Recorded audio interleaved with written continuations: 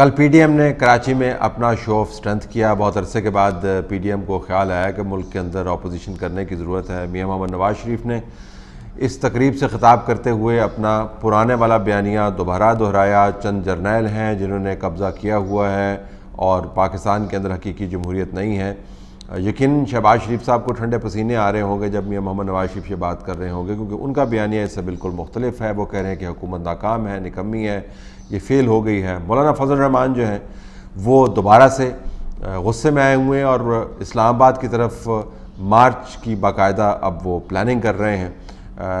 P D M سے جو پیغام آپ کو سامنے نظر آتا ہے وہ بری طریقے سے بٹا ہوا ہے۔ ایک تو میں نے پہلے ہی آپ کو بتا دیا سمری فارم کے اندر کہ جو پی ڈی ایم کا بیانیہ ہے، ان کی اپنی جو کمپوننٹ پارٹیز ہیں ان کا آپس میں بیانیہ ملتا نہیں ہے۔ کہ واقعتاً پی ڈی ایم جو ہے وہ احتجاج کر رہی ہے اسٹیبلشمنٹ کے خلاف، چند جرنیلوں کے خلاف۔ میاں محمد نواز شریف جب اپنی پارٹی کی نمائندگی کرتے ہوئے یہ بات کرتے ہیں تو پھر تصور یہ بنتا ہے کہ پی ڈی ایم کے اندر موجود نون لیگ کی باقی قیادت بھی یہی بیانیہ لے کے چلے گی۔ شہباز شریف صاحب کا بحال یہ بیانیہ بالکل نہیں ہے۔ جب وہ اس قسم کا بیان سنتے ہیں تو بغلیں جھانکنے لگ جاتے ہیں۔ میاں محمد نواز شریف نے پاکستان میں آ کے یہ مارچ لیڈ نہیں کرنا، لیڈ شہباز شریف نے کرنا ہے۔ اسلام آباد کے اوپر آپ نے دھرنا دینا ہے، لوگوں کو اکٹھا کرنا ہے، لوگوں کو لے کے جانا ہے، وہاں پر تقاریر کرنی ہے۔ تو مقصد کیا ہوگا؟ پھر آپ نے اسلام آباد کے قریب آ کے فیصلہ کرنا ہوگا کہ اسلام آباد جانا ہے یا پنڈی جانا ہے، کیونکہ جرنیل تو پنڈی بیٹھتے ہیں، اسلام آباد کے اندر تو نااہل حکومت ہے۔ تو یہ جو دو راہ اپنایا ہوا ہے پاکستان مسلم لیگ نون نے، اس کے اوپر پی ڈی ایم دوبارہ سے آپ کو کھڑی ہوتی نظر آتی ہے۔ مولانا فضل الرحمان اس سے پہلے اسلام آباد آنے کی کئی مرتبہ خواہش کا اظہار کر چکے ہیں۔ اس سے پہلے وہ اپنی جماعت کو لے کر خود اسلام آباد کے در پر آ کر کھڑے ہوئے، پھر کسی کی خواہش کے اوپر یا کسی کی یقین دہانی کے اوپر وہاں سے واپس چلے گئے۔ آج تک انہوں نے نہیں بتایا کہ یقین دہانیاں ان کو کنہوں نے کروائی تھیں، ان کا نام کیا تھا اور وہ کس طریقے سے ان یقین دہانیوں کے اوپر یقین کر کے واپس چلے گئے۔ پھر اس کے بعد پی ڈی ایم کے پلیٹ فارم سے مریم نواز کے ساتھ مل کر اسلام آباد آنا چاہ رہے تھے، پھر وہ معاملہ بیچ میں رہ گیا، بیچ میں شہباز شریف صاحب آ گئے، پھر مولانا خاموش ہو گئے، پھر بیمار ہو گئے، اب دوبارہ سے ریوائیو کر دیا گیا ہے۔ جو چھوٹی جماعتیں ہیں وہ تو ظاہر ہے جس طرح پی ڈی ایم جائے گی اس طرف وہ جانے کی بات کرتے ہیں، لیکن اب چھوٹی جماعتوں میں عوامی نیشنل پارٹی موجود نہیں ہے۔ عوامی نیشنل پارٹی اور پیپلز پارٹی کے نکل جانے کے بعد پی ڈی ایم اندرونی طور پر ٹوٹ پھوٹ کا شکار ہو گئی ہے، اور بنیادی طور پر جے یو آئی اور پاکستان مسلم لیگ نون ہے جو اس پی ڈی ایم کو چلا سکتی ہے، اور نون لیگ کے اندر تو برے طریقے سے بیانیہ بٹا ہوا ہے۔ اصل مسئلہ یہ نہیں ہے کہ پاکستان کے اندر اپوزیشن کرنے کی گنجائش نہیں ہے، اصل مسئلہ یہ بھی نہیں ہے کہ پاکستان کے اندر ایسے ایشوز نہیں ہیں جس کے اوپر اپوزیشن کی جا سکتی ہے۔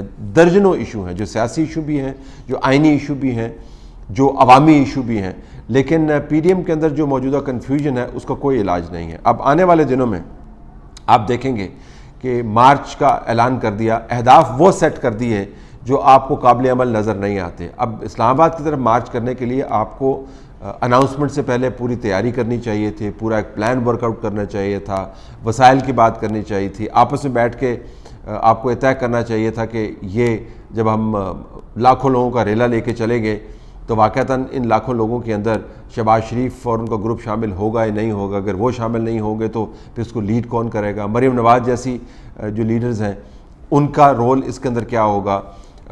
اسلام آباد میں آ کر پھر آپ نے کیا کرنا ہے؟ آپ نے پارلیمان پر دھاوا بولنا ہے، آپ نے اسلام آباد کے اندر آ کر زندگی اور نقل و حرکت بند کر دینی ہے، آپ نے 126 دن بیٹھنا ہے یا 128 دن بیٹھنا ہے؟ اگر لوگ آپ کے ساتھ نہ آئے تو پھر کیا ہوگا اور یہ کب کیا جائے گا؟ ستمبر کے بعد اکتوبر نومبر سردی شروع ہو جائے گی، سردیوں کے اندر آپ کتنے دن دھرنے دیں گے؟ یہ تمام سوال جو ہیں، یہ تمام کے تمام سوال جو ہیں پی ڈی ایم کی پہلی احتجاجی تحریک کے دوران پوچھے جا چکے ہیں اور اس وقت اس کا کوئی جواب نہیں ملا۔ بنیادی بات کرنے کی یہ ہے کہ پی ڈی ایم کے پاس ایک بہت اچھا موقع تھا جو پچھلے 8-9 مہینے میں ان کو سیاسی طور پر حکومت بیک فٹ پر نظر آ رہی تھی، اس کو استعمال کرنے کا۔ حکومت اب بیک فٹ پر آپ کو نظر نہیں آتی، اکانومی جو ہے بہت مشکل میں ہے، لیکن چند زاویوں سے اس کے نمبرز امپروو بھی ہو رہے ہیں، فارن ایکسچینج ریزروز بھی بڑھ رہے ہیں، بزنس ایکٹیویٹی بھی واپس آ رہی ہے۔ سردیوں کے اندر خیال یہ ہے کہ کرونا کی ریسٹرکشنز اور نرم ہو جائیں گی اور اکنامک ایکٹیویٹی جو ہے وہ شروع ہو جائے گی۔ بنیادی جو ڈھانچے کی خرابیاں ہیں وہ اپنی جگہ پر موجود رہیں گی، لیکن حکومت جو ہے ڈیولپمنٹ فنڈز کو استعمال کرے گی، الیکشن قریب ہیں، فنڈز کافی ہیں، ابھی بجٹ پاس ہوا ہے، اس سال دھڑا دھڑ انہوں نے پیسہ پھینکنا ہے اضلاع کے اندر۔ جب آپ پیسہ پھینکتے ہیں، دھڑا بندی جو ہے وہ ختم ہو جاتی ہے، لوگ آپ کے ساتھ کھڑے ہوتے ہیں، ان کو بھی پتہ ہے کہ ہم نے انہی ڈیولپمنٹ سکیمز کے ساتھ مل کر آگے سیاست چلانی ہے، تو وہ ماحول نہیں بنتا۔ تو پی ڈی ایم نے وہ کشتی مس کر دی ہے جس کے اندر بیٹھ کے وہ حکومت کے اوپر بہت بڑا اسالٹ کر سکتے تھے۔ اب جو معاملہ طے کرنا ہے پی ڈی ایم نے وہ یہ کہ کس حد تک پاکستان مسلم لیگ نون شہباز شریف کی قیادت میں ان کے ساتھ دھرنے میں شامل ہوگی۔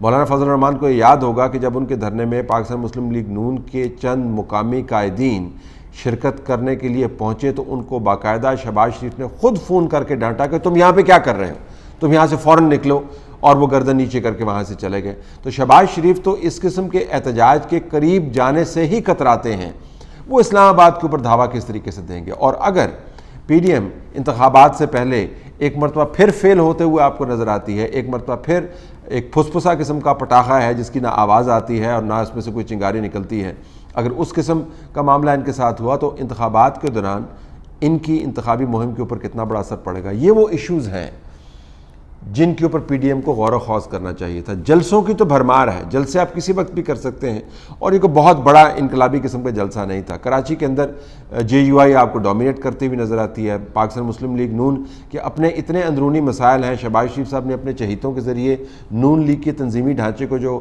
نقصان پہنچایا ہے یا انہوں نے اپنی پالیسیز کے اوپر لاگو کی ہے، اس کے نتائج آپ کے سامنے ہیں۔ یہ مکمل طور پر آپ کو دوسری جماعتوں کا جلسہ لگ رہا تھا، اور نون لیگ جو ہے آپ کو بہت چھوٹے پیمانے پر یہاں پر نظر آ رہی تھی۔ اب پیپلز پارٹی بھی بیچ میں سے نکلی ہوئی ہے، عوامی نیشنل پارٹی بھی بیچ میں سے نکلی ہوئی ہے، تو اپوزیشن کو متحد کر کے آپ کب یہ تحریک چلائیں گے؟ شہباز شریف صاحب کا خیال ہے کہ دھاوے سے پہلے اور دھرنے سے پہلے پارٹیوں کو اکٹھا کرنا ہے۔ اب یہ ایک ایسے ٹرک کی بتی کے پیچھے آپ لگ جائیں گے جس کو آپ کبھی پا نہیں سکیں گے، جس کو پکڑ نہیں سکتے۔ کون سی جماعتیں اس کے اندر دوبارہ واپس آئیں گی؟ پیپلز پارٹی کیوں واپس آئے گی؟ ان کی تو بہت اچھی ڈیل اسٹیبلشمنٹ کے ساتھ چل رہی ہے۔ عوامی نیشنل پارٹی جے یو آئی کے ہوتے ہوئے پی ڈی ایم کے اندر اپنی ٹرمز کے اوپر اگر آئے تو آئے، ویسے وہ نہیں آئے گی۔ تو پی ڈی ایم کے اندر اتحاد لانے کے لیے یا اس کے اندر جو دوسری جماعتوں کو شامل کرنے کا جو پروجیکٹ ہے وہ آپ کو پایا تکمیل تک پہنچاتے پہنچاتے الیکشن آپ کے سر کے اوپر آ جائیں گے، اور بلکہ سر کے اوپر سے گزر جائیں گے۔ تو پی ڈی ایم آپ کو بدترین قسم کے کیوس کا شکار نظر آتی ہے۔ جلسوں کو آپ نے معیار نہیں بنانا، لائے عمل کو آپ نے معیار بنانا پرکھنے کے لیے کہ ان کی افادیت کیا ہوگی۔ آپ نے نظریاتی طور پر جو اٹھان ہے ان کی قیادت کی، اس کے اوپر فوکس کرنا ہے، اور یہ بھی دیکھنا ہے کہ آیا پاکستان مسلم لیگ نون ان دھرنے اور چڑھاؤ کی باتوں پر حقیقت میں یقین رکھتی ہے یا نہیں ہے۔ نواز شریف صاحب کے پاس ایک کنوینینٹ پوزیشن موجود ہے، وہ لندن کے وہاں سے بیٹھ کر خطاب کر سکتے ہیں اور وہاں سے تیر چلا سکتے ہیں، لیکن عملاً جنہوں نے جماعت چلانی ہے وہ دھاوے اور دھرنے کے اوپر یقین نہیں رکھتے، وہ اندر خانے کمپرومائز کے اوپر یقین رکھتے ہیں، اور کمپرومائز کرتے کرتے پی ڈی ایم کی یہ حالت آئی ہے کہ اب ان کے نعروں کو، ان کے وعدوں کو اور ان کے جلسوں کو بہت سے لوگ سنجیدگی سے نہیں لیتے۔ آنے والے دنوں میں کیا پلاننگ کرتے ہیں دھرنے کے حوالے سے، اور دھرنے کے اوپر کتنا عمل درآمد کرتے ہیں، یہ ڈٹرمن کرے گا کہ پی ڈی ایم اپنی کھوئی ہوئی ساکھ واپس لا سکتی ہے یا نہیں۔